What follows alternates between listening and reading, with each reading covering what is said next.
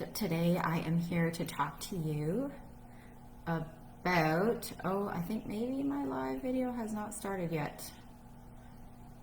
Okay, in case it started, I will introduce myself first. Once again, it's Sherry Johnson from Sherry Johnson Coaching and the Love and Loss podcast. I help women to recover spiritually and emotionally after a miscarriage. And so today I have something really important to talk to you about.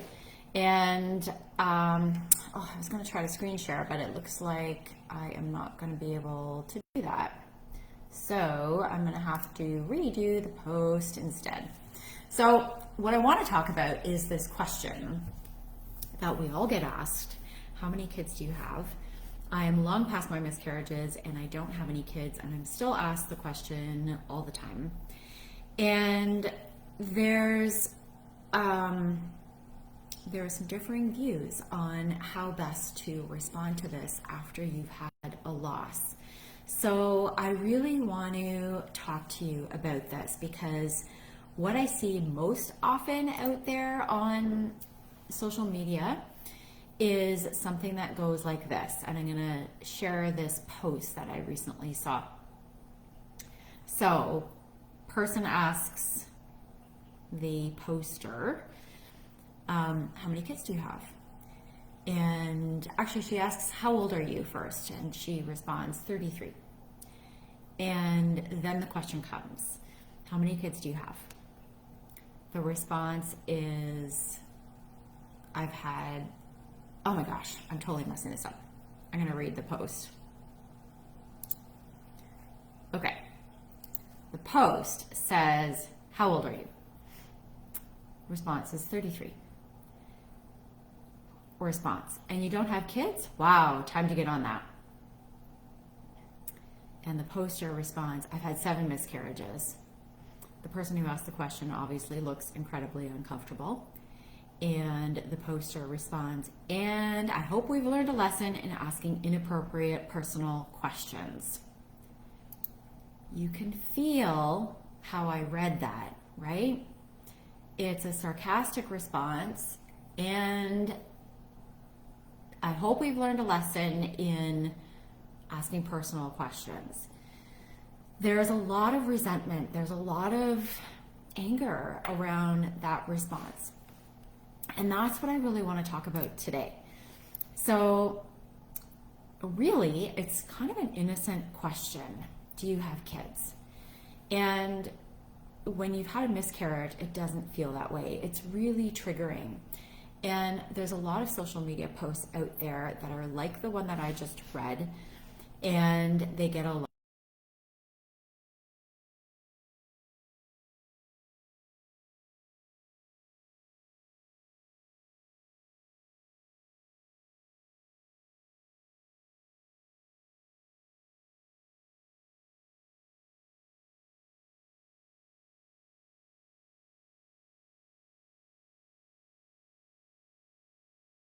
And I would have responded in the exact same way.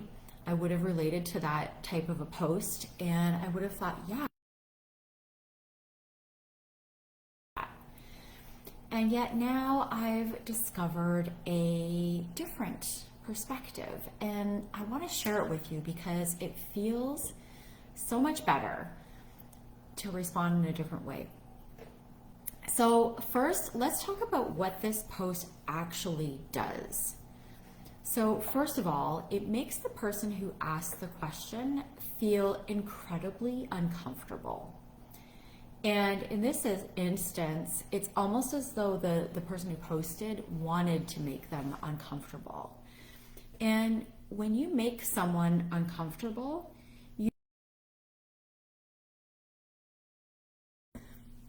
they defend themselves. They protect themselves. They tell themselves that they asked the question very innocently. They justify the question to themselves. At first, they might feel really embarrassed and uncomfortable, but ultimately they're going to walk away from that conversation thinking, oh my gosh, I feel terrible and embarrassed, but I didn't know, and they'll justify it to themselves. The second thing it does is it makes people who don't know anything about miscarriage not want to broach the subject.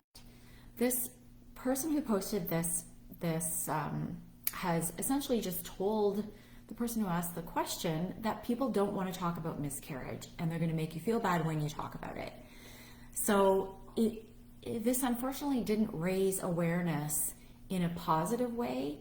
It made anyone who hasn't had a miscarriage afraid to talk about it with anyone who has, which isn't really what we want. We want to raise awareness in a positive way.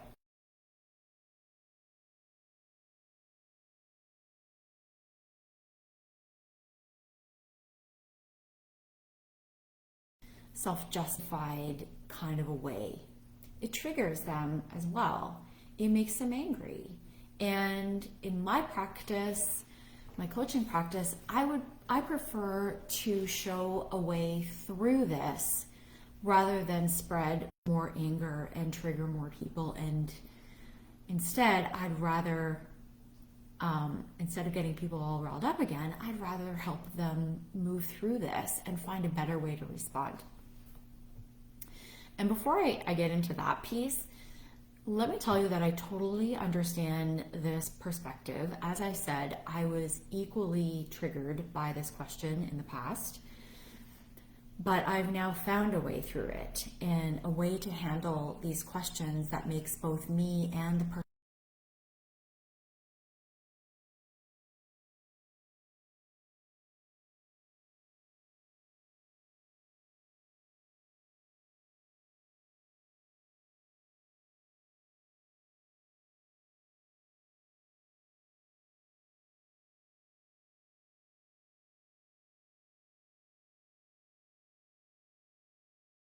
So think about it this way. When posed to innocent question, in fact, people who have kids actually want to be asked this question. So our society actually perpetuates this as a good icebreaker question. It's a way for people to connect. And so there's this societal pressure to actually ask this kind of question because people like it. Of course, not all of us like it, but a lot of the world does. So it's futile to ask people to stop asking that question. It's never going to happen when this societal norm is still there to ask the question. So I hope that makes sense. The second thing is, this is how to actually respond. So when someone asks you how many children that you have, could you, and just contemplate this for a minute, it's not going to be the first reaction, so it takes practice, but could you respond? You could even respond in the same way, but could you respond in a loving way? Could you say, I know this isn't the response that you're expecting, but I've had 7 miscarriages in this particular person's case. I myself have had 3. So maybe I would say something like, I know this isn't the response that you're expecting, but I've actually had 3 miscarriages. So I only have babies in heaven. This kind of a response to that question invites compassion from the person who asked. Instead of making her feel uncomfortable about asking, instead of making her feel bad or embarrassed and forcing her to defend herself to what she thought was an innocent question, she'll respond with, and I'm so sorry to hear that. She'll respond with compassion instead of just looking around feeling embarrassed and uncomfortable and not knowing what to say. So when you show compassion towards yourself and towards other people, they're going to respond in the same way. So instead of walking away in anger and feeling triggered by that question, you might just walk away with a new friend, or at least maybe a friend who now knows that you're not okay and you're someone who could use support. or maybe just a more positive response instead of walking away feeling angry. So now that you have this alternative view, you now have a choice as to how you're going to respond to this kind of question in the future. And believe me, I know how difficult it is to speak up about your miscarriages, to respond in the way that I just suggested. It's not easy at first. I'm not going to pretend that it is, especially when the person who asks the question is a stranger. But I promise you it gets easier, and it normalizes miscarriage. It lets people know how common it is. It allows people to respond more positively, and everyone just walks away in a much better place. The other option is just to continue to be triggered by that question and walk away in anger. And that's okay too.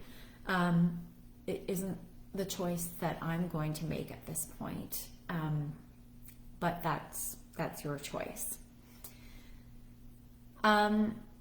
One last thing that I will say about this is that people are not going to stop asking this as long as they occasionally get positive responses to this question. So I alluded to this earlier. It's a little bit like golf. I don't know if you're a golfer, but I am. So I know that this is kind of how it goes. You have 5 million bad shots, and then all of a sudden you get one beautiful long shot. And it's so satisfying that it makes you keep going. And I feel like when people are strongly reinforced by that question, by getting a positive response by someone who says, yeah, I have 2 kids, and they continue on and have a really great connection, that one response is going to outweigh all of the other ones, and people are just going to continue to ask it.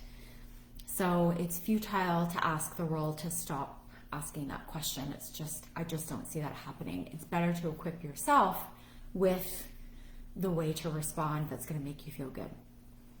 So I'm going to leave it at that today. If you want to learn more about how to navigate through grief after a miscarriage, I will invite you to join my private Facebook community. It's called Miscarriage, Love and Loss, and we'll be getting more into this conversation over there. I'll be back on Thursday with another live video for you, and I hope to see you then. Bye for now.